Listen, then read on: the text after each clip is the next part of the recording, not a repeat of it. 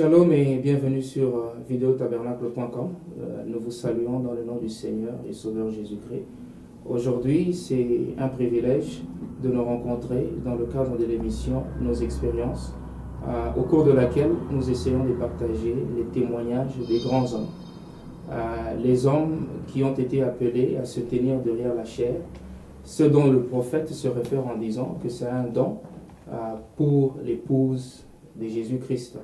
Et aujourd'hui, nous avions eu le privilège de rencontrer le pasteur Matou Salem. Et le pasteur Matou Salem, il est pasteur de Agapao Tabernacle, ici en Belgique, plus précisément à Bruxelles. Que Dieu vous bénisse, pasteur. Shalom, bien-aimé, que Dieu te bénisse. Merci beaucoup pour cette occasion que vous nous donnez de partager vos expériences. Nous vous sommes tellement reconnaissants. Nous parlons des expériences par rapport au message du temps de la fin que Dieu nous a appelés, à croire, qu'il a envoyé par le messager William Marion Branham. Et la première question serait de savoir comment est-ce que vous aviez cru à ce glorieux message qui nous a été prêché par Malachi 4. Merci bien-aimé pour la question, et j'aimerais aussi profiter de cette occasion pour saluer tous les bien-aimés qui vont nous suivre ou qui nous suivent à ce moment, et que la paix soit dans leur cœur, dans leurs maisons, dans leurs églises, et que Dieu puisse le bénir. Alors, pour ce qui me concerne, c'est une longue histoire, mais je vais juste prendre un peu le point saillant, en quelque sorte. Bon, avant que je vienne dans ce message, donc j'étais déjà, disons, dans des nominations. Je croyais déjà en Jésus-Christ. Donc je suis venu des églises protestantes, pentecôtistes, des groupes de réveil et le message.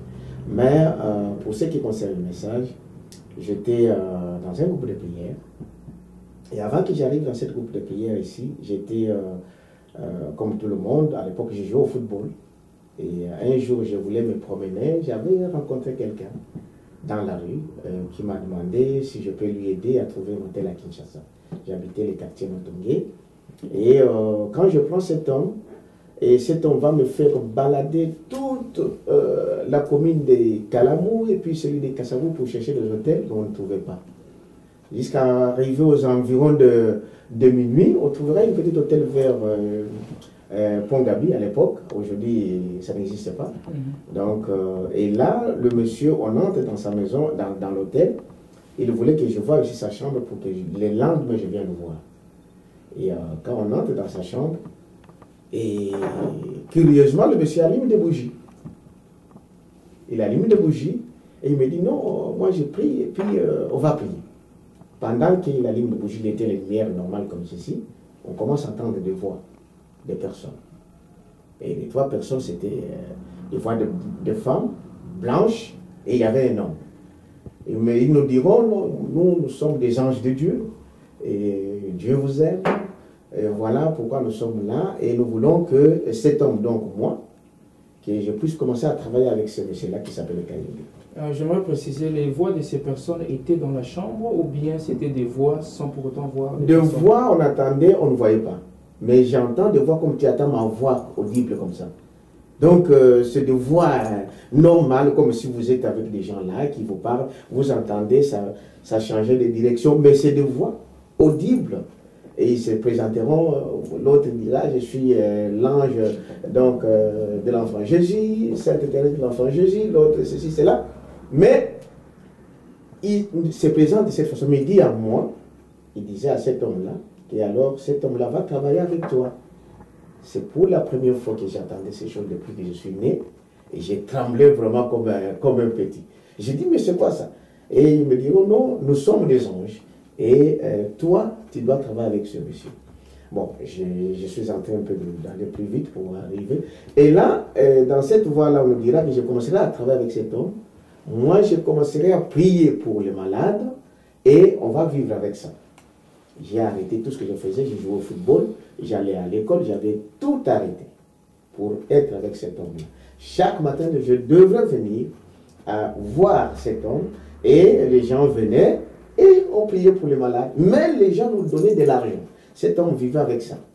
Mais cet argent-là, moi, il ne me donnait rien, sauf ce qu'il achetait pour manger. On mangeait ensemble. Et les gens venaient de tous côtés, des grands hommes. J'ai vu des ministres défiler dans cet hôtel. J'ai vu des PDG défiler. Et c'est moi qui priais. Mais il donnait l'argent, mais c'est lui qui utilisait cet argent.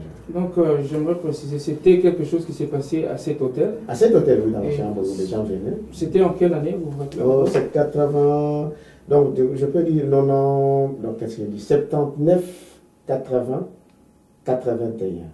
Donc ça a pris au moins 3 ans. Mais il partait, il venait de Mbujimaï, il s'appelait KMB, il partait, quand il revenait, on se voyait. Miraculeusement, on doit se voir. Et puis, on commence le travail. On faisait comme ça. Donc, quand on arrive maintenant à ce moment-là, j'ai commencé maintenant la vie de cet homme que, bien que les anges là se disaient que c'était des anges de Dieu, mais la vie dont le monsieur menait, c'était plus que... Même païen, je crois qu'il y a ces païens-là qui ne mènent pas cette vie-là. Il prenait de la bière, il prenait des femmes, il mentait comme je ne sais quoi. Et il pouvait entrer dans un bar et distribuer, acheter de la boisson pour tout le monde qui se dans le bar. Il pouvait, des femmes qui passent dans la rue, prendre n'importe quelle femme et la mener. Et ça commençait à me chagriner. J'ai dit, mais comment ces gens ici, ils ont dit que c'était des anges de Dieu, mais leur vie n'est pas correcte. Je me disais dans mon cœur. J'ai dit, non, ça ne peut pas être des anges de Dieu. Parce que quand même, je connais quand même Dieu. Dieu ne peut pas permettre qu'un homme puisse mener une vie comme ça et faire n'importe quelle vie et dire qu'il prie et que ce sont des vrais anges de Dieu. J'ai commencé à m'inquiéter dans mon cœur. Mais quand je venais, parce que ces voix-là, je les attendais que quand seulement nous sommes avec les messieurs. Si on se sépare, donc je ne les attendais pas. Dans cette même chambre. Dans cette même chambre. Maintenant, si par exemple je rentre chez moi, je n'attends plus de voix. Mais quand je viens avec lui, ces anges-là venaient et on les attendait, on les écoutait. Et ils pouvaient nous dire, allez au marché, vous allez voir sur la rue tel homme, telle femme, habillé comme ceci, avec ceci. Appelez-lui, il va vous dire qu'il souffre de ceci ou de cela. Quand on sort, on fait les choses exactes comme ils ont dit. Alors, mais la vie de cet homme, c'était un grand problème pour moi. Intérieurement, moi je ne fumais pas, je ne cherchais pas de femme, mais lui, il pouvait faire. Quand il me dit, moi je n'ai jamais bu, je n'ai jamais fumé. Et il me dit, mais comment un homme, tu ne bois pas, tu ne fumes pas, tu ne cherches pas de femme, mais quel genre d'homme tu es? J'ai dit, non, c'est ma nature, je ne fume pas, je ne bois pas. Et lui, il buvait, il prenait tout ce que il fumait, il prenait des femmes et tout. Et tout ça. Toute cette vie-là commençait vraiment à m'inquiéter. Et quand je viens, ils ont dit, mais vous, toi, tu commences à penser que ceci, cela, on va te tuer. On va te tuer. Ça, ce sont des voix. Des voix là qui nous disaient. Audibles, comme je dis maintenant là. Et finalement, ils m'ont dit aussi certaines choses, même dans ma famille. Et ils m'ont parlé des choses passées pendant que j'étais à l'internat, ce qui s'est passé à l'internat. Ils m'ont dit, à l'internat, telle année, dans le Bandundu, là-bas, tu as été dans cet internat, tu as fait une fois tu étais malade pendant 5 jours, tu as passé les gars. Je dis, mais comment ils peuvent connaître toutes ces choses-là? Bon. Alors, mais j'avais la peur que je ne pouvais pas bouger. Et quand je suis avec lui, donc je ne peux pas faire autre chose que je sois avec lui. C'est comme une puissance qui était là, qui me bloquait. Finalement, et, en 81, parce qu'il partait, il venait, on arrive que cette vie-là, ça a commencé à me tourmenter. Maintenant, un jour, ils viennent et me disent, monsieur, on va te consacrer. Ils vont me consacrer, c'est dire que pour que moi-même je puisse avoir cette puissance-là. Je découvrirai que c'était un magicien. Il avait des livres et qu'il invoquait des saints de toutes sortes pour des examens d'État, pour de sciences, pour des choses comme cela. Et il devait mettre des hôtels fabriqués par lui-même et de l'eau bénite qu'il utilisait pour faire toutes ces choses-là. Alors il me dit, oh c'est voilà qu'on va te consacrer. Comme ça, tu pourras maintenant, tu ne dépendras plus de lui, mais tu dépendras directement de nous. C'est-à-dire que si moi je ne suis pas avec eux, ils ne peuvent pas me parler. Alors il voulait maintenant que je puisse avoir ça moi-même et je peux être en contact direct avec eux. Alors le jour du sacre, donc le jour où il voulait me consacrer pour que je puisse avoir ces livres-là et que moi-même je peux invoquer des esprits, je peux faire tout ce qu'on faisait avec lui, mais en dehors de lui, on nous a dit, vous allez passer 3 jours sans manger, 3 jours de jeûne. Et vous venez, et ces jours-là, nous sommes allés, et on a commencé la prière vers, je crois, 18 h. Et quand on a commencé là, et là, il y avait un principe. Vous pouvez prier comme vous voulez, mais ne citez pas le nom du Seigneur Jésus-Christ. Vous ne pouvez pas citer ces noms-là. Mais vous pouvez prier au nom du Père, du Fils, du Saint-Esprit, et tout ça, mais sauf ne citez pas le nom du Seigneur Jésus-Christ. Et ce soir-là, quand on commence à prier maintenant, chacun dans un coin, il y avait moi, sa femme, c'est même pas sa femme, c'est une fille de 16 ans qu'il avait pris dans la rue, et qu'il a gardé prévenu dans cet hôtel, et on ne le cherchait même pas. Alors, moi, lui et cette jeune femme, bon, chacun était dans son coin, commençait à prier, chacun priait dans son coin. Et à un moment, j'ai senti une puissance à moi, et j'ai commencé à crier, oh Seigneur Jésus-Christ, je suis fini ici, je suis mort, viens me délivrer, viens me délivrer. Pendant que j'ai crié, les anges là, ceux qui nous parlaient là, ils descendent. Ils disent, mais qui a commencé à crier ici? Et le monsieur a dit, non, c'est lui qui a commencé à crier. À cause du mention du nom de voilà, Jésus. parce que j'ai mentionné, moi-même je ne sais pas comment je suis arrivé à crier ce nom-là. Et j'ai dit, non, mais moi je ne sais pas. J'ai prié et j'ai pleuré pendant que j'ai prié. J'ai crié à haute voix. Mais les gens de l'hôtel n'entendaient rien. Je n'ai jamais compris ce phénomène. Personne ne pouvait venir dire, mais qu'est-ce qui se passe ici? Rien du tout. On criait, j'ai crié là. Et puis, ces gens, quand ils sont arrivés, ils ont dit, qui a commencé à crier? Lui, il a dit, non, c'est lui qui a commencé à crier. Il a dit, ok, comme tu as fait ça, on ne va plus te consacrer aujourd'hui. Donc, on annule ça, on verra ça plus tard. Mais pour aujourd'hui, comme il est déjà 3 h du matin, tu restes ici le matin, tu vas rentrer chez toi le matin, et puis on te dira comment on fera plus tard. C'était 3 h du matin, et le monsieur, il a pris le pain de sa femme, il m'a mis par terre, et je me suis reposé en quelque sorte. Vers 5 h du matin, la femme de cet homme qui était sur le lit se réveille. Quand il se réveille, il me dira, ah Matou, j'ai eu, je ne sais pas, une vision ou un songe. Je dis, comment ça? Il dit, non, j'ai vu que, pendant que nous étions là, j'ai vu un ange qui est venu du ciel, et qui est venu et qui t'a pris, toi.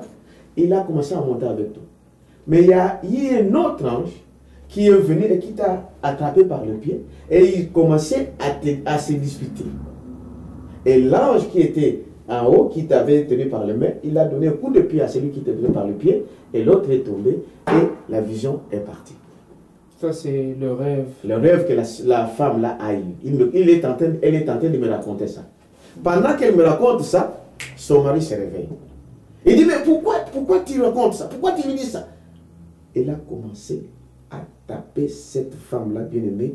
Depuis que je suis né, je n'ai jamais vu un homme taper une femme de cette façon. Mais en fait, c'était des esprits qui se sont saisis de cet homme et qui ont commencé à tabasser cette femme. Frère, des injures dans toutes les langues.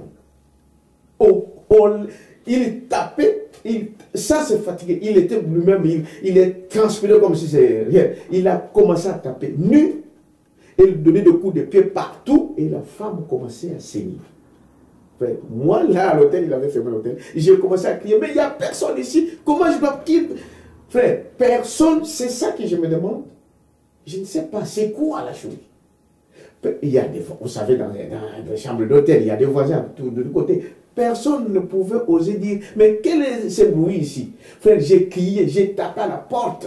J'ai dit, mais il va tuer, il va tuer cette femme. Moi, je ne vais pas être témoin de ça. Donc j'ai crié, jusqu'à ce qu'il s'est arrêté, il s'est fatigué. Il a dit, ok, la prochaine fois, ne fais pas ça. C'était déjà 5 h du matin. Et là, je n'ai pas entendu. Dès qu'il a ouvert la porte, moi je suis sorti, je suis rentré chez moi. Et quand je rentre chez moi, je vois un frère, moi j'habitais Matongé, donc avenue Bolia 34. Il y avait un frère qui, lui, il était dans un groupe de prière à Kaouka. Et ce soir, on était toujours là, on jouait au football ensemble, on faisait tout ensemble. Mais ces jours-là, curieusement, je suis rentré chez moi à 5 heures, j'ai dormi vers 12h ou 13h, je me suis réveillé et vers 17h, j'étais devant la porte et j'étais assis. Et je vois le monsieur, un frère qui priait dans un groupe de prière là, qui s'appelait Willy. Il montait notre rue, on se connaissait, on m'appelait Papa Lek. Et je le vois entrer dans notre parcelle. Donc j'habitais chez mon grand frère, donc le papa de Robert Nzoum, il est passé à Robert Nzoum à Paris. C'est là où j'ai grandi. Son père, qui est mon grand frère, avait pris à l'âge de 12 ans. On habitait là. Alors, il est entré pour me dire, non frère, je t'invite pour aller à la prière. J'ai dit, moi, aller à la prière. Bon, ça ne me dit rien. Mais c'est comme une voix qui me dit, entre dans ta maison, prends la Bible et suis cet homme. Frère, j'entre dans la maison, j'ai dit, ok, attends. Il m'attend, je me suis préparé, j'ai pris la Bible et nous sommes allés à un groupe de prière. C'était un groupe de prière charismatique.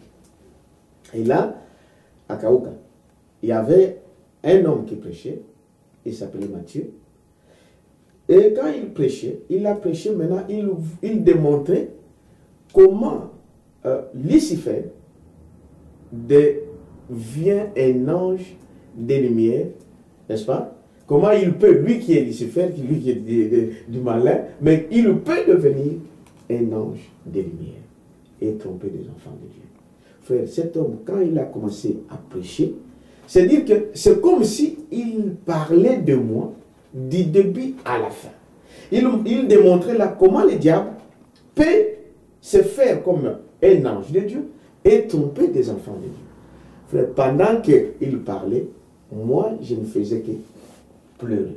Je suis un homme un peu sensible. Je pleurais dans cette... Mais même le monsieur qui m'a amené là, il ne comprenait pas. Mais comment? J'ai amené quelqu'un, il commence à pleurer. Qu'est-ce qui se passe? Tout le monde a fini la prière. Et le monsieur, il a appelé le monsieur qui a prêché. Il a dit, mon frère, je ne sais pas. J'ai amené un bien-aimé ici, mais je ne sais pas qu'est-ce qui se passe. Alors, le monsieur m'a demandé, monsieur, qu'est-ce qui se passe? J'ai bien expliqué maintenant l'histoire, comment j'ai rencontré cet homme-là, comment il m'a entraîné dans cette magie-là, comment il voulait me donner cette puissance, et comment le jour-là, j'étais sorti de lui par rapport au songe que la sœur-là avait eu. Alors le monsieur m'a expliqué, il a dit non, c'est le diable qui voulait les tromper. C'est sa façon de faire. Mais là, tel que tu es là, Dieu vient de délivrer. Donc, je vais prier pour toi, mais n'ayez pas peur de ces esprits, ils ne viendront plus, ils ne te feront rien. Alors, ces frères-là prièrent pour moi, et c'est comme s'il y avait un poids sur moi, et que tout cela est parti. Et je suis rentré à la maison. C'est à partir de là, maintenant que j'ai repris mes études que j'avais arrêtées à l'IEC, je me suis inscrit à l'IEC soir. Et là, je vais aller un peu plus vite. Un soir, le professeur n'était pas là. Et un autre frère est venu me voir sur la chaise où j'étais. Il m'a dit, mais frère, est-ce que tu as déjà entendu parler de Branham? Et ça, c'était en quelle année? Ça, nous sommes déjà 82. En 82. Début 82. Est-ce que tu connais déjà... non, nous sommes au mois entre novembre. Voilà, novembre 82. Est-ce que tu connais Frère Branham? Non, je ne connais pas. Il me dit, bon, je te donne une brochure. Et tu vas aller lire cette brochure ici. Et tu viendras me dire prochainement, on va en parler. Je dis, bon, il nous voit m'a dit, bon, ça me sert. Mais je dis, bon, prends quand même. Prends cette brochure. Et j'ai pris, j'ai mis dans mon sac. Bon, pour moi, j'avais pris ça par courtoisie, par respect. J'ai dit, bon, quelqu'un qui donne quelque chose, je vais quand même aller essayer de lire. J'arrive à la maison chez moi. Et à l'heure de dormir, 23h, j'allais dormir. Et c'est une voix qui me dit, prends la brochure là et lis. C'était le titre de cette brochure, le seul lieu d'adoration auquel Dieu est pourvu. Frère, c'était 23h30 ou quelque chose comme cela. J'ai commencé à lire cette brochure. Et moi, je ne sais pas, j'ai toujours dit, quand j'ai commencé à lire cette brochure, maintenant, c'était comme s'il y avait quelqu'un à côté de moi et qui m'expliquait la brochure. C'est comme une voix intérieure qui me disait, voilà, ici, ça veut dire ça, ça veut dire ça, ça veut dire ça, ça veut dire ça, ça veut dire ça. Et la brochure que je voulais prendre, je voulais juste voir, j'ai terminé cette brochure jusqu'à la fin, la même nuit. Je dis, mais cette brochure ici, c'est quoi? C'est comme quelqu'un qui me parle. Mais ça, je n'ai jamais lu un livre comme ça. J'ai dit, bon, ok, je vais parler à ce monsieur-là pour qu'il me donne encore une autre. Alors, le mercredi prochain, on se voit avec le monsieur. J'ai dit, bon, en tout cas, c'était merveilleux ton livre-là. J'ai beaucoup aimé. Si tu peux me donner encore une autre. Il dit, mais non, si tu veux, je peux t'amener là où moi, je vais aller écouter le message. La parole de Dieu. Tu seras encore là, c'est la source. J'ai dit, oh, si c'est comme ça, il n'y a pas de problème, amène-moi. Alors, le mercredi, il est venu me prendre à Matongé. Le frère s'appelait Kalana. Pour le moment, il nous a quittés. Et il était accompagné de frère Alexis Moukouna. Okay. Alexis Moukouna qui est aujourd'hui prédicateur chez Shalom, Tabernacle. Donc, Alexis Moukouna connaît cette expérience. Ils sont venus me prendre avec lui. Il est ici à Paris. On est allé. Bon, je ne savais pas où on part. On a pris le Fula, on est monté au pas jusqu'à Aregini. J'arrive à Aregini. Et puis, il y avait un prédicateur qui est venu de Lubumbashi qui prêchait. Frère, j'ai été chez les protestants, j'ai été chez les pentecôtistes, je suis passé par des groupes de charismatiques, des groupes de prière. Je n'ai jamais entendu un homme prêcher comme cet homme-là.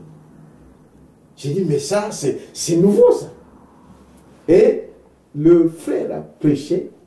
Frère, je vous dis que pour moi, c'était comme un autre monde, quoi. J'étais ailleurs. J'ai dit, je n'ai jamais entendu ça. Et à partir de ce moment-là, j'ai pris ma décision et j'ai été baptisé en décembre 1982 à l'Assemblée chrétienne d'Eriguini. Donc voilà un peu, j'ai sauté beaucoup de choses, comment j'ai passé aussi dans le groupe de prière. Parce que dans ce groupe de prière-là, j'ai passé un temps avant de voir arriver au message. Bon, dans ce groupe de prière, quand j'ai continué à aller là-bas, juste une petite parenthèse, et il prêchait plus, je découvrais par après qu'il parlait plus de dons. Donc il faut parler en langue. Si tu es fils de Dieu, la preuve que tu es fils de Dieu, il faut parler en langue. Amen. J'aimerais un peu, avant de ne pas oublier, vous avez mentionné du baptême. Après avoir eu cette brochure, vous êtes allé jusqu'à Aregini. Voilà. Et en 1982. En décembre 82 que j'étais baptisé. Vous vous rappelez encore de qui vous a baptisé? Oui, c'est frère, ça doit être frère. À l'époque, il y avait beaucoup de diacres qui le faisaient. Mais le frère qui m'a, c'est frère, j'oublie encore le nom, frère. Ils étaient souvent avec frère. Il y avait le petit frère qui parlait, qui baptisait Ngepa. Il y avait frère Ngepa. Il y avait les diacres. Le diacre, j'ai oublié l'autre nom. Mais c'est l'un de deux. Mais je crois que c'était frère Ngepa. Si je peux me rappeler, c'est pas à ce moment-là. Mais maintenant, quand vous êtes allé dans une église du message, qu'est-ce qui s'est passé après? Vous êtes resté dans cette église du message, à Aregini, et vous avez continué? Oui. Quand je suis allé à Aregini, c'est là que j'ai été baptisé. Et là, c'était mon église. J'ai choisi cette église-là comme... J'avais abandonné tout le groupe de prière qu'on partait là à Kaouka. Parce que là, la parole que j'ai entendue là-bas, c'était différent. Donc, je me suis dit, non, ici, c'est vraiment ici que je veux être. Alors, j'ai été membre là-bas dans cette église-là. Mais à partir du moment où vous avez accepté le message, vous avez été convaincu que c'était ça, la parole de Dieu. Est-ce que vous aviez... Quelle idée vous aviez de William Marion Branham? Qu'est-ce que vous connaissiez de qui était William Branham? Bon, avant de rencontrer le message, je ne connaissais rien de Branham. C'est à partir de ce frère qui me donne la brochure que je découvre. Et ce frère-là, il habitait la commune de Kinshasa. Donc, on était devenus amis. Et je partais même là-bas, et on parlait. Et je voulais savoir c'est qui c'était Branham. Bon, moi, j'ai étudié dans des écoles protestantes, des Américains. Et puis, mon père était un diacre pentecôtiste. Tu vois l'ambiance dans laquelle qu'on a vécu. Donc, Branham, on ne connaissait rien, le prophète, on ne savait rien du tout. Et c'est ce frère qui au fur et à mesure qu'on parlait, il me disait que non, voilà, Dieu parle toujours dans des époques. Dieu a toujours, même en Israël, il a eu des époques, et à chaque époque, il a envoyé un prophète, un messager. Et nous, des nations, parce que nous, l'Église a commencé à la Pentecôte, nous aussi, Dieu, dans chaque âge, a envoyé un prophète. Et si vous êtes dans un âge donné, donc vous devez écouter le messager de votre âge. Et c'est comme ça que j'ai écrit que bon, Branham était le prophète de notre âge, et j'ai continué à marcher avec ces messages. Amen. Et en ce temps-là, après avoir pris le message, est-ce que vous aviez déjà ressenti un appel au ministère? Est-ce que vous aviez déjà eu une certaine conviction que Dieu vous appellerait un jour à prêcher la parole de Dieu? Bon, quand j'étais à l'internat, j'ai passé presque tous mes études secondaires dans des internats. Là, il y avait des groupes, ce qu'on appelait des groupes de prière aussi, ou un mouvement qui est sorti, qu'on appelait la Ligue pour la lecture de la Bible. Je ne sais pas si ça existe encore, Ligue pour la lecture de la Bible. C'était un mouvement vraiment dans les années 75, avant 80, qui faisait vraiment là, dans toutes les... C'était un groupe, genre de groupe, vous êtes des protestants, vous êtes des pentecôtistes, mais il y a un groupe, c'est comme des charismatiques, ce qui a donné un peu le groupe charismatique en quelque sorte. Dans ce groupe-là, j'ai été appelé. Ce n'était vraiment pas ma conviction propre, en quelque sorte, mais j'ai été appelé à être comme chef de groupe. N'est-ce pas? Comme chef de groupe, à exhorter des groupes. On faisait des groupes de partage.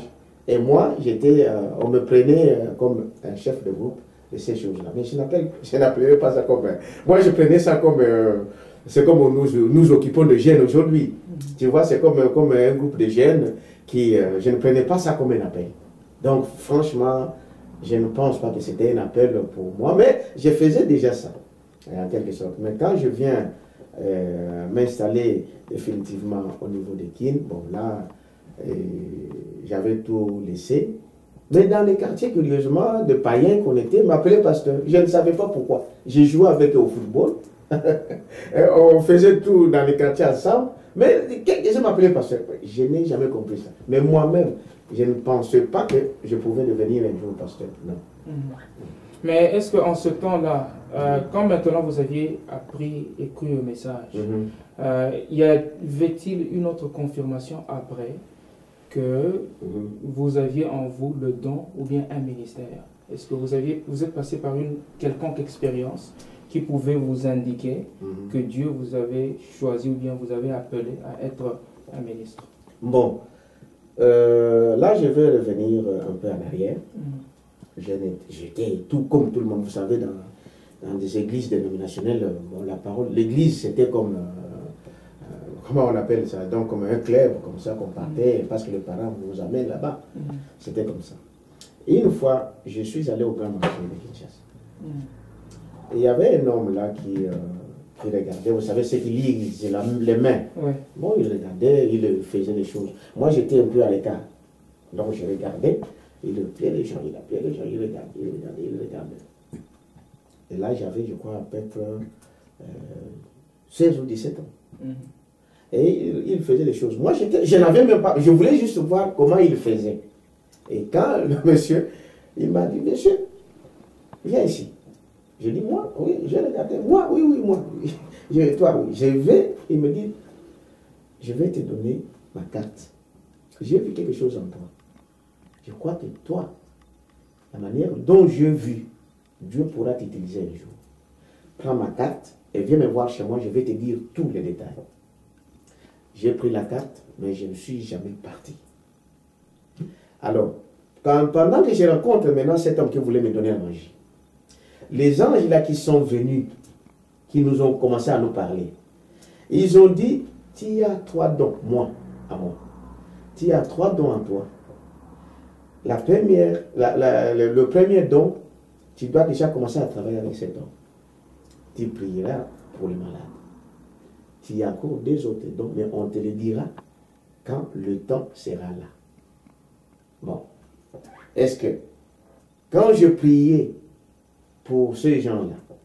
Moi, je le faisais parce qu'on m'a demandé de le faire. Est-ce que c'était un don à moi? Aujourd'hui, dans mon ministère, je sais qu'on prie pour les malades. Mais Branham dit que tout ministre doit prier pour les malades.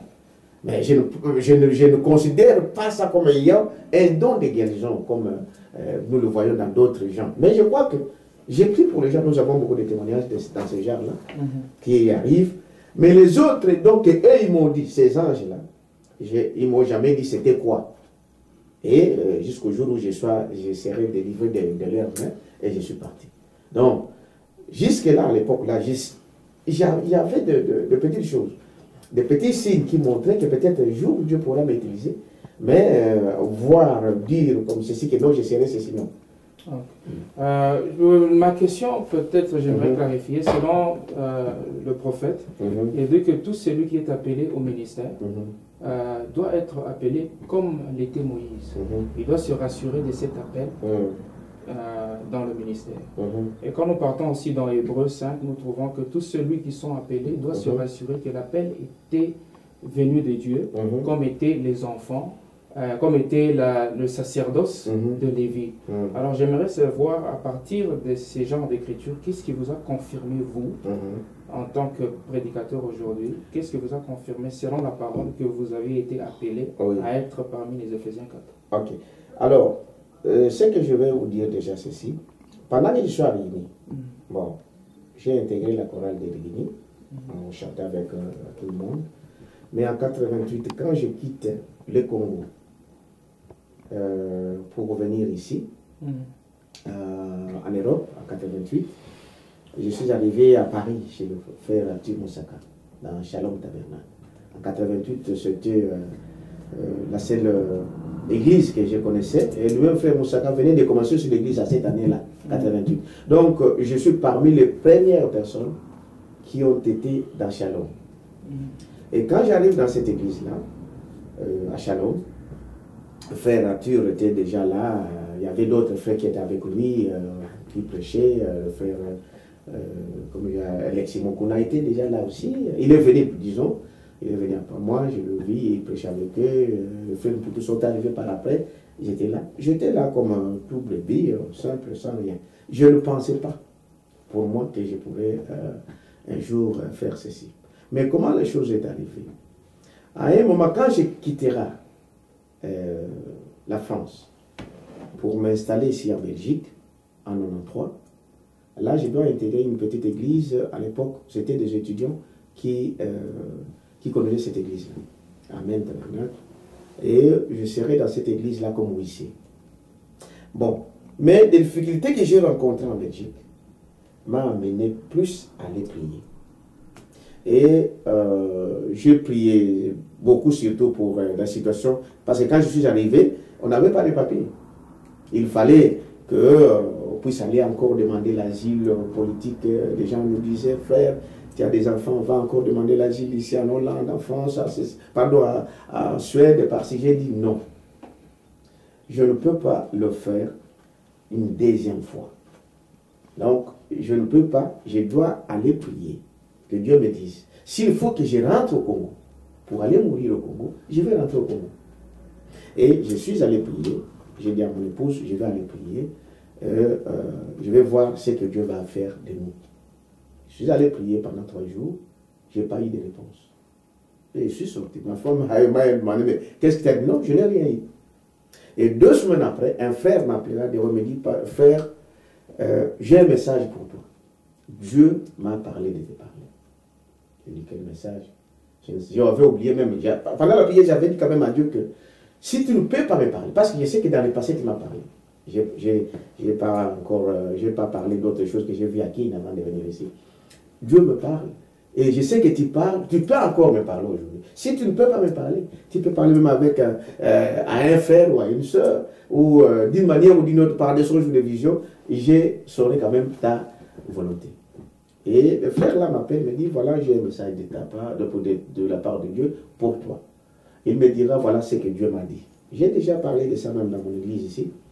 Dieu m'a dit, telle année, telle date, à tel endroit, j'avais fait ça, j'avais fait ça, j'avais fait ça.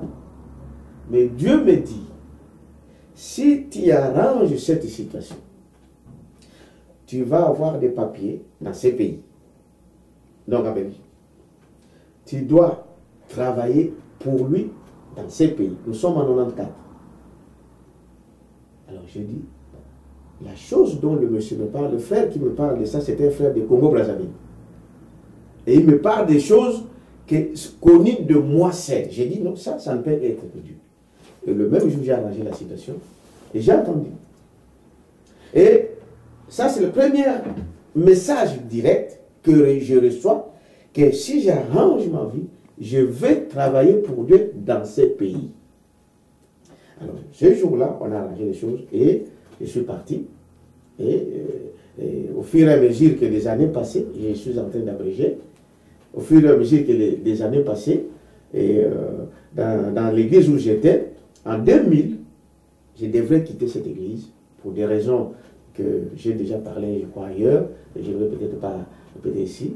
Donc, je suis quitté cette église-là et j'ai intégré une autre église. Mais cette fois-ci, pendant que j'étais ici, mais Dieu m'a conduit d'aller à Paris. Et je suis allé voir frère Ndaye qui était dans la région parisienne, vers le nord ici, et Rock Sekelé, dans les années 2000, et j'ai intégré son église là-bas. Et là, dans l'église de frère Ndaye, j'ai aussi reçu d'autres messages. J'étais brebis là-bas comme tout le monde, mais plusieurs fois, j'ai reçu d'autres messages.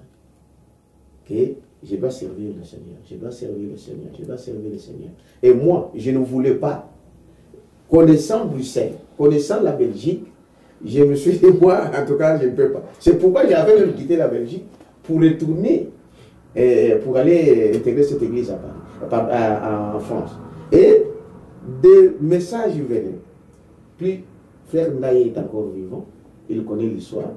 Et pas seulement chez lui, mais ailleurs même des messages qui venaient de Kinshasa, de ceci ou cela. Et de cela. Moi, j'ai dit, bon, ça c'est bien que vous, mais moi, je veux avoir la confirmation de Dieu lui-même. Il faut que Dieu me parle, parce que je sais que Dieu me parle. Je dois être sûr que c'est Dieu qui m'envoie pour que je puisse commencer à travailler. Je suis resté à Paris une année, jusqu'à ce que Dieu m'a convaincu. Donc, j'étais chez moi ce jour-là, et j'ai prié pour voir quelle est la volonté. Tout ce que je reçois, je sais que si tu peux parler à elle, tu peux aussi me parler. Qu'est-ce que je dois faire? Et une nuit, Dieu m'a parlé pour me dire que c'est lui, c'est sa volonté qui veut que je commence une église ici à Bruxelles. Que je ne crains rien. Lui, il me gardera, il me conduira, il me protégera. Il m'a dit, cette église sera un phare. Tu vois, comme le phare de... C'est le phare dans des ports. Quand les bateaux sont perdus, il y a un phare qui indique le bateau perdu pour revenir vers le port. Il m'a dit, ton église sera un phare où mes enfants viendront pour communier et j'ai récupéré mes enfants perdus dans cette église. C'est toi qui seras. Voilà comment j'ai commencé alors à œuvrer dans cette église. Donc, merci beaucoup, Pasteur Matou. Nous allons prendre une petite pause pour retourner et continuer les expériences du Pasteur Matou Salem. Nous mentionnons que le Pasteur Matou Salem est pasteur d'Agapao Tabernacle. Que Dieu vous bénisse tout à l'heure.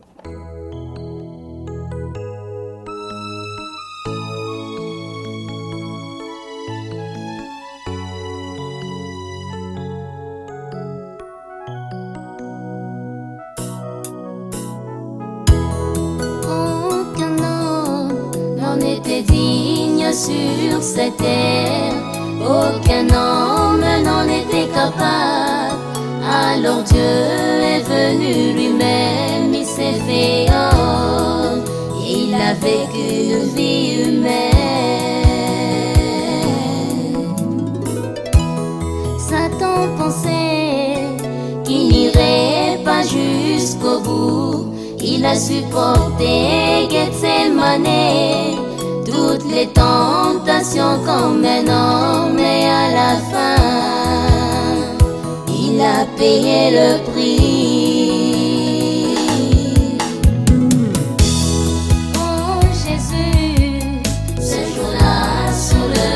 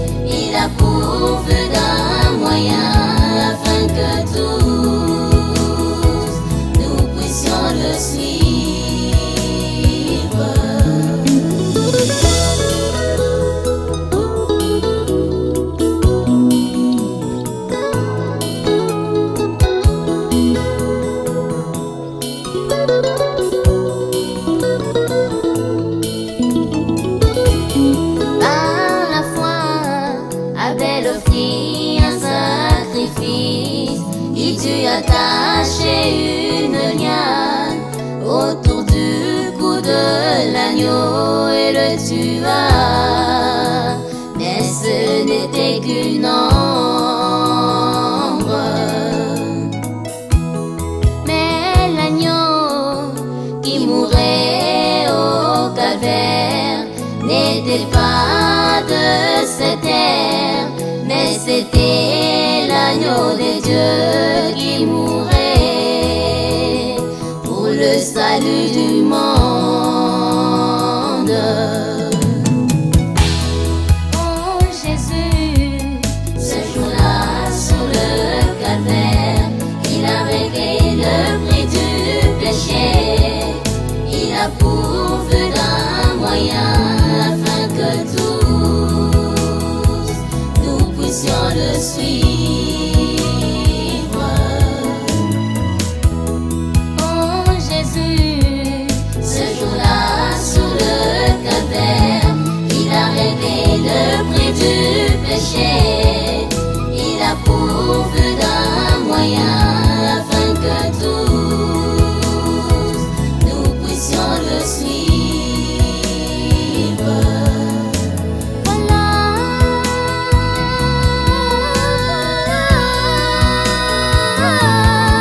l'agneau de Dieu qui ôte le péché du monde.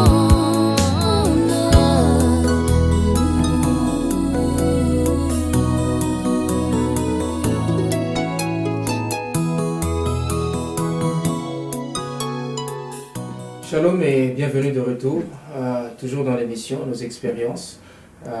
Aujourd'hui, nous avions eu le privilège de parler avec le pasteur Matou Salem, qui est pasteur d'Agapa au Tabernacle, ici en Belgique, plus précisément à Bruxelles. Pasteur Matou, vous nous aviez parlé de plusieurs expériences et comment Dieu vous a aidé à s'en sortir. Et nous sommes arrivés où vous nous aviez parlé de votre confirmation, de l'appel au ministère.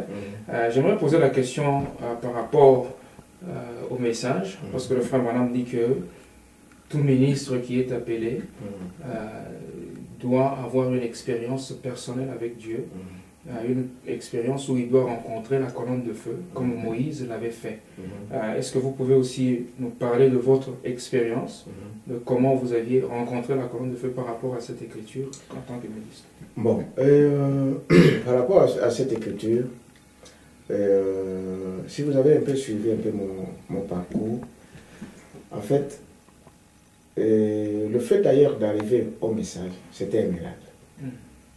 C'était un miracle parce que je vis beaucoup de choses de surnaturel dans ma vie. Je vous ai dit tout à l'heure, j'y arriverai, je vous ai dit tout à l'heure comment par exemple, quand j'étais dans cette église-là, bon, ce groupe de prière, par rapport au parler en langue des gens qui parlaient dans cette église-là, comment moi, je n'acceptais pas ça en quelque sorte. Je ne comprenais pas, parce que je voyais comment les gens essayaient d'inventer, de parler en langue et des choses comme cela. Mais à un moment, comme tellement que le prédicateur parlait trop de cette expérience-là, bon, ça a commencé à me frustrer un peu.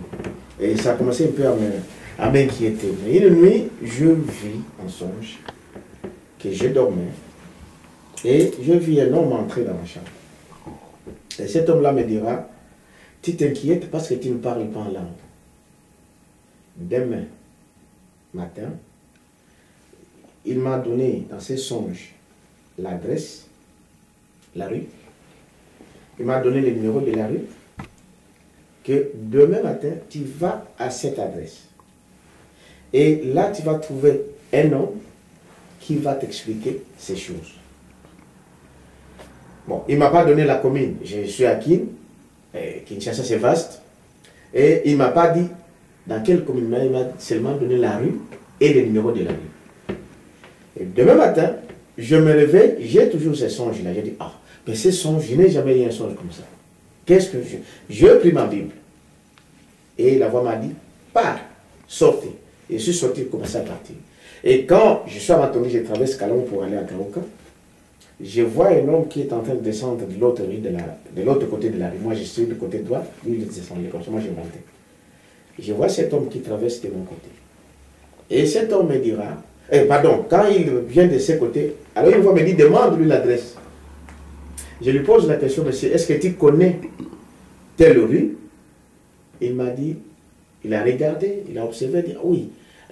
Tu connais Chouselik Mwenza? J'ai dit, oui, je connais Chouselik Mwenza. Et mais tu connais, il y avait un bar à l'époque qu'on appelait Maître Toro, à Capella. Tu connais ce bar-là? Oui, je connais le bar Maître Toro, ou Maître Ngombe, à un moment, c'était comme cela. Il a dit, va jusqu'à ce niveau-là. Et quand tu arrives à ce niveau de ce bar, tu descends à droite, et la rue que tu cherches, c'est une petite rue qui est parallèle à la chaussée de Kimwenza. Et je continue la marche, j'arrive jusqu'à là, et j'entre dans la rue, je commence à aller chercher le numéro qu'il m'a donné, c'était le numéro 7. Et j'arrive au numéro 7, je vois un jeune homme avec une essuie sur ses épaules, c'était 8 h du matin, sans chemise, il a mis une essuie ici.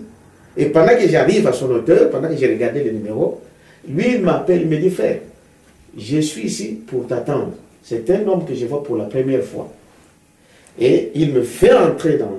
Il louait une petite chambre derrière, de voir des annexes de Yolo là. Mais il y avait une petite maison derrière, c'était un étudiant. Je comprenais par après qu'il était étudiant à l'IPN. Et il m'amène dans sa chambre, derrière. Il me fait asseoir. Avant que je lui dise quoi que ce soit, le frère commence à me dire, voilà ce que c'est que les dons. Il a pris, je crois, 2 Corinthiens. Il a commencé... Vous étiez dans le message en ce temps? Non, à l'époque, là, avant que j'arrive au message. Okay. Donc, voici ce que veut dire les dons. Tu peux avoir un don à toi. Les dons, c'est Dieu qui les donne. Nous savons aujourd'hui qu'il y a 9 dons. Mais tu peux avoir 1 ou 2, c'est ce que Dieu te donne. Si tu ne parles pas en langue, cela ne veut pas dire que tu n'es pas un enfant de Dieu. Si, il y a de ceux qui font des miracles, il y a de ceux qui ont les dons de guérison, il y a de ceux qui ont plusieurs dons que nous connaissons. C'est-à-dire, Dieu peut te donner 1 ou 2 ou 3, c'est Dieu qui les donne, il est souverain. Cela ne veut pas dire que tu n'as pas de dons, tu ne parles pas en langue, donc tu n'es pas un enfant de Dieu. Frère, j'ai commencé à crier là-bas pour dire, mais comment cet homme ne me connaît pas? Et il va me dire ce que moi j'ai vu en songe. Il me parla de ces choses comme étant la parole de Dieu qu'il donne à qui il veut. Je sors de cet endroit-là, jusqu'à ce que je vous ai dit que comment je suis venu à Liguini.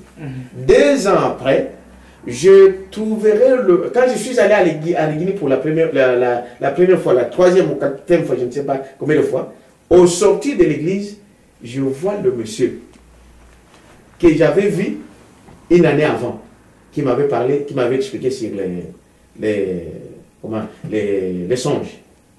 Je le vois à Liguini. Je dis, mais c'est toi qui m'avais expliqué comment... Il a dit, oui, c'est moi. On s'est embrassé. Et c'est à partir de là que j'ai décidé de rester à Liguini, là où je vous ai dit comment j'ai pris. J'ai dit, bon, comme cet homme, Dieu m'avait envoyé pendant que je ne connaissais pas le message. Je le vois ici, c'est dire qu'ici, il y a la vérité. Mais pour ce qui concerne la colonne de feu, je vous ai dit ici que pour moi, quand on dit rencontrer Dieu, Dieu te parle, Dieu te commissionne. Bon, voir la colonne de feu comme ceci, comme les gens le disent, voir la colonne de feu, moi je n'ai pas vu la colonne de feu comme ça, mais Dieu m'a parlé, m'a commissionné, comme je vous ai dit ici, que je devrais commencer l'église, et c'est ça, rencontrer Dieu. Parce que quand on dit rencontrer Dieu, ça c'est ce que moi je comprends, comme Moïse, c'est dire qu'il faut que Dieu te parle. Il faut que Dieu te commissionne. Tu ne verras pas la colonne de feu. Tout le monde ne voit pas la colonne de feu comme Moïse l'a vu. Mais Dieu doit te parler. Dieu doit te commissionner, te montrer que c'est lui qui t'envoie. Donc, moi, je le prends dans ce sens. Donc, la commission, c'est Dieu qui les donne, Dieu qui appelle, et c'est de cette façon-là que je le crois. Amen. J'aimerais un peu aller dans un autre sujet. J'aimerais savoir, vous étiez marié avant de croire le message ou bien vous avez rencontré votre épouse après? Moi, quand j'ai écrit le message, j'avais 22 ans. Donc, je suis né le 11 décembre 1960. Alors, j'ai écrit le message à 82. J'avais donc 22 ans. Et je me suis marié en 2006 avec mon épouse actuelle qui s'appelle Marthe. Et nous avons avec elle 7 enfants. Donc, je me suis marié dans le message, c'est-à-dire à Liguini. Celui qui a célébré mon mariage, c'est le pasteur Bobo, qui nous a quittés déjà, ça fait... voilà. Amen. J'aimerais savoir, quand vous aviez eu quand même une certaine confirmation que Dieu vous avait appelé à faire son œuvre, est-ce que vous aviez quand même tenu compte des précautions, des exigences qui sont données à un lévite, la manière dont un lévite devait se marier? Oui, à l'époque, bien que on ne connaissait pas toutes les choses, mais moi je me suis marié dans les messages. Nous avions le pasteur qui nous ont conseillé comment on se marie. Donc, apparemment, Dieu il s'est prédisposé des choses. Tu vois, et mon épouse, comme je ne sais pas s'il faut le dire ici et ainsi. Donc, je me suis marié selon la parole de Dieu. Je suis le premier, n'est-ce pas? Donc, qu'est-ce que je peux dire? Donc, selon ce que la parole de Dieu dit, je ne savais pas à l'époque que je serais un lévite, mais Dieu a prévu que des choses se passent de cette façon-là. Donc, j'ai suivi la lignée. Dieu, c'est Dieu qui fait ça. Moi-même, je ne savais pas, hein, mais Dieu a fait que les choses soient correctes et je me réjouis de ce que Dieu m'a conduit de cette façon. Amen. Quand vous aviez reçu, quand vous avez cru au message, avant de commencer le ministère, est-ce que vous étiez assis auprès des anciens du message? Est-ce que vous êtes resté auprès des gens pour essayer un peu d'avoir un certain encadrement avant de commencer le champ missionnaire? Comme le frère Branham l'explique aussi, disant que un ministre devait rester aussi au pied d'un autre ministre pour apprendre afin de se lancer. Est-ce que vous êtes aussi resté auprès de quelqu'un d'autre, auprès de qui vous aviez appris avant de commencer votre propre ministère? Bon, je dirais déjà que j'ai quand même une expérience de ces côtés-là. Dans quel sens? C'est-à-dire que déjà depuis que j'étais acquis, bon, je chantais dans la chorale là. Donc, on voyait comment les anciens qui étaient là faisaient des choses. Chaque samedi, nous, on avait répétition. Et ils faisaient des choses là. Nous, on savait comment ils traitaient certaines choses. Quand je viens ici, le premier pasteur que je trouve ici en Europe, c'est le pasteur Arthur Moussa.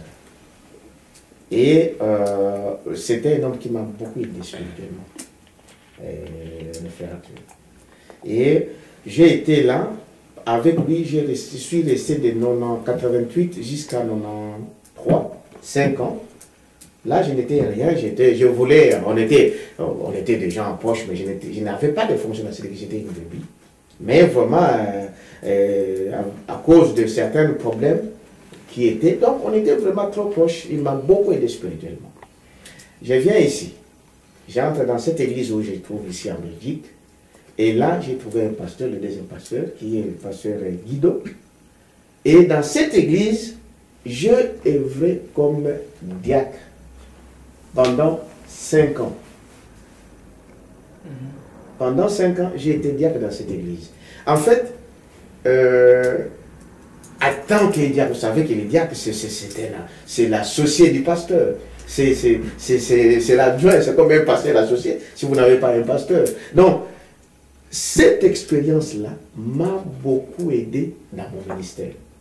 J'ai été comme diacre pendant 5 ans. Et même pendant une année comme conducteur d'une église, de la même église. Mais, donc, je citerai, et après cela, j'ai eu aussi plus de choses quand je suis allé chez Ndaye, frère Robert Ndaye. Donc, j'ai fait une année là-bas, mais j'ai appris beaucoup de choses auprès de cet homme. Donc, tu vois, donc j'ai eu 3 pasteurs et j'ai eu beaucoup d'expérience dans ça.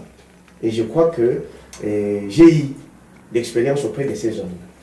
Bon, et évidemment, comme vous le savez, quand moi je deviens pasteur et que Dieu m'a conduit, m'a convaincu que je devrais commencer cette église, je me posais des questions. Vu les choses qui étaient ici à Bruxelles, qui devait me consacrer. Alors, je suis un homme un peu qui aime être sûr de ce que j'ai fait. Et pendant que j'étais dans cette situation-là, de me demander comment qui doit me consacrer, je cherchais un ancien. Je pensais, bon, j'ai beaucoup d'anciens, il y a Guido, il y a Arthur, il y a Ndaï et tout ça. Autant on voulait, Dieu me le fera. Mais une nuit, j'ai eu un songe. Et le songe que j'ai eu, c'était quoi? Que j'étais chez moi et que je sortais de la maison. Et quand je descends la rue, je trouve un attroupement de gens. Plein de gens entourés. C'est comme s'ils regardaient quelqu'un.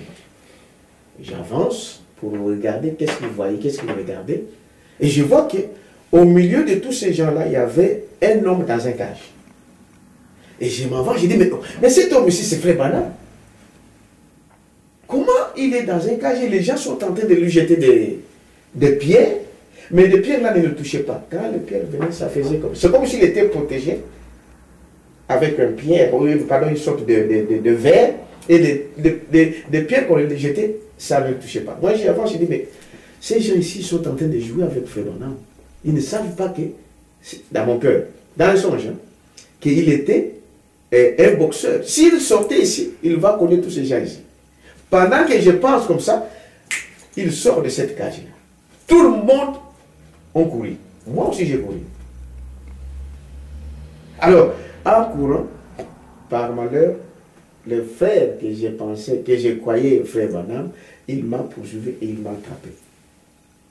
Il m'a jeté par terre. Et il m'a dit, moi je lui ai dit, mes frères, ce n'est pas moi qui te jette des pierres. Ce n'est pas moi qui se moque de toi. Non, moi je te connais. Moi je te connais, je connais que toi tu es le prophète Branham, tu es ceci, tu es le prophète qui est venu dans cet âge ici. Il m'a dit, je sais que toi, tu ne te moques pas de moi. Mais je t'ai attrapé pour que les autres puissent fuir et que moi je puisse te bénir, te consacrer. Et quand il me relève pour me consacrer, je vois et je sors de cette vision et c'est une voix qui me dit que ça sera le pasteur Baruti Kasumo qui te consacrera dans ton ministère. Et cette chose-là est accomplie, c'est accompli 2 ans après, sans que moi je le demande à frère Baruti comme pour venir me consacrer, mais lui-même me posera la question quand il sera de passage ici. Et c'est comme ça qu'il me consacre au ministère. Donc je considère aussi Baruti comme un ancien pour moi. Parce que s'il y a des conseils que j'ai besoin de choses à savoir, ce sont des hommes que nous considérons. Si je te montre mon portable ici, j'ai le téléphone de gens là, des aînés, qui peuvent nous aider. Moi, je pense qu'il faut toujours être...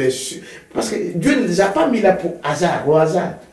J'appelle Baruti, j'appelle Dioka, j'appelle Vibidila, j'appelle Ndaï, j'appelle Arthur. Donc, tous ces gens-là, que je peux avoir, qui peuvent m'aider, ils ont plus d'expérience que nous. Moi, je viens que de commencer. Donc, voilà. Donc, j'ai des gens que je considère comme des anciens pour moi. Et quand est-ce que vous avez commencé le ministère pastoral? Oui. Donc, le ministère pastoral, je l'ai commencé en 2001. Plus exactement, le 21 août 2001, dans ma maison, avec mon épouse et mes enfants. Quand Dieu m'avait convaincu, comme je vous ai dit là, que je devrais commencer, parce que moi j'avais peur ici à Bruxelles. Je connais beaucoup de choses ici. Je ne voulais pas m'attarder à faire quoi que ce soit. Mais quand Dieu m'a convaincu, avec d'autres gens qui sont venus me convaincre, parce qu'avant que je commence l'église, je ne voulais pas. Dieu a envoyé un homme qui est encore ici en Belgique, qui s'appelle Moubenga. Cet homme-là est venu me voir à la maison, il m'a dit, j'allais oublier cela. Il est venu sonner chez moi et il m'a dit, frère, Dieu m'envoie chez toi. Ça fait plus de 2 semaines que Dieu m'a parlé de toi, mais je ne voulais pas venir. Mais j'ai amené ma femme pour que ma femme soit comme témoin. Je dis, ah, comme toi tu as amené ta femme, attends, moi aussi j'appelle ma femme, qu'elle soit là comme témoin. J'ai appelé mon épouse et lui était tenté. Il m'a dit, voilà, frère. Lui, il ne savait pas que moi j'avais déjà quitté l'église où j'étais et que j'étais à Paris, n'est-ce pas? Il ne savait pas ça. Mais maintenant il me dit, Dieu me dit que tu commences. N'hésitez pas à commencer ce que Dieu t'a dit de faire. C'est sa main. N'hésite pas à le faire. Moi, je voulais me dégager de cette... Donc, tu le fais parce que Dieu m'a dit que c'est toi qui dois le faire, ici à Bruxelles. Donc c'était un autre témoignage que, avant que je commence l'église. Donc j'ai commencé mon ministère pastoral en 2001. Et l'église a commencé dans ma maison, moi, mon épouse et mes enfants. 2001, ça fait déjà presque 22 ans. Non, en 2001, c'est 12 ans. Ah, ok. 12 ans, oui. 12 Donc ans. au mois d'août ici, nous aurons 12 ans. Ok. De Donc, 12 ans, j'espère que vous aviez vu Mhm. traverser beaucoup de choses en tant que pasteur. Mhm. Quelle est la grande difficulté dans le ministère que vous avez rencontré et comment Dieu vous a aidé à la surmonter? Ah, ça là, c'est frère, c'est des choses qu'il y a de forts n'aiment pas raconter. Mais ce travail, c'est un travail difficile. Si Dieu ne t'a pas envoyé, frère, il faut vraiment abandonner. J'ai rencontré beaucoup de difficultés en quelque sorte. Et des oppositions. Des oppositions vis-à-vis des gens qui arrivent même à vous injurier. Une sœur, tu peux imaginer une sœur qui peut te manquer du respect devant ta femme. Mais tu dis, bon, c'est Dieu qui a fait ce travail, je dois supporter. Des choses, je suis arrivé à ce que vous voyez comment le diable est en train de vous combattre. Mais ce qui nous aide, c'est l'amour. J'ai toujours eu dans mon cœur d'aimer tout ce que ces gens-là qui essaient de faire par-ci, par-là, de faire autre chose. Des gens peuvent inventer même des choses sur ton nom. En fait, c'est le diable en quelque sorte. Il peut inventer même des choses sur toi. Et tu regardes là, impuissant, tu dis Seigneur, toi-même tu connais, c'est que nous pouvons faire. Beaucoup de difficultés que j'ai eues. Et entre autres, même des problèmes d'installation, ici même en Belgique, on a eu beaucoup de problèmes. Mais Dieu, par sa souveraineté, il nous a toujours aidés à s'en sortir. Donc, c'est ça. Nous arrivons presque à la fin, mais néanmoins, j'aimerais vous poser la question sur les jeunes, parce que vous avez de l'expérience. Dieu vous a établi dans le ministère. Plus tard, il appellera des gens à suivre le pas que vous avez emprunté. Quel est le conseil que vous pouvez donner aux jeunes ministres qui sentent aussi que Dieu les a appelés à faire le même travail que vous? Bon, moi, avec la petite expérience que j'ai, je conseille souvent aux gens, aux jeunes, les ministres, soyez sûrs de votre appel. Si vous tâtonnez, abandonnez. Soyez sûrs que c'est Dieu qui vous a appelé. Donc, être certain que ce que je fais là, je ne le fais pas parce que je vais jalouser quelqu'un, je ne le fais pas parce que je vais faire comme les autres, je ne le fais pas parce qu'il faut que je le fasse, mais soyez certain que c'est Dieu qui t'a appelé. Et si vous êtes sûr de ça, l'opposition viendra parce que Dieu va permettre aussi les tests. Dieu va te tester. Dieu enverra tout ce qui est pour vous prouver réellement que si tu as l'appel de Dieu. Par beaucoup de choses, des épreuves, des tests, Dieu va le faire sur votre chemin. Et si tu n'es pas appelé de Dieu bien-aimé, vous allez abandonner. Ce que moi je conseille, c'est d'être sûr. On ne fait pas une église parce que je suis en colère contre quelqu'un. On ne commence pas une église parce que, bon, l'autre, je vais faire comme lui. On ne commence pas une église pour dire, bon, voilà, je n'ai rien à faire, maintenant, je vais commencer une église. Frère, vous allez aller tout droit bien. Donc, le conseil que je donne, c'est d'être certain de son appel. Soyez sûr que non, c'est Dieu qui m'a appelé. Et quand Dieu t'appelle, il va avec toi. Amen. Il va avec toi et vous êtes appelé à réussir. Bien, des difficultés viendront, des choses comme cela peuvent venir, mais lui, il t'aidera toujours à les vaincre. Amen. Merci beaucoup, pasteur. Nous arrivons à la fin, mais je ne peux pas manquer de mentionner le jour où nous sommes. Aujourd'hui, c'est le 28 février. Oui. Le jour où nous nous rappelons de ce que Dieu a fait en 1963. J'aimerais savoir qu'est-ce que le 28 février de 63 représente pour vous et 50 ans plus tard, quelle est l'interprétation que vous avez de ça? Bon, vous savez,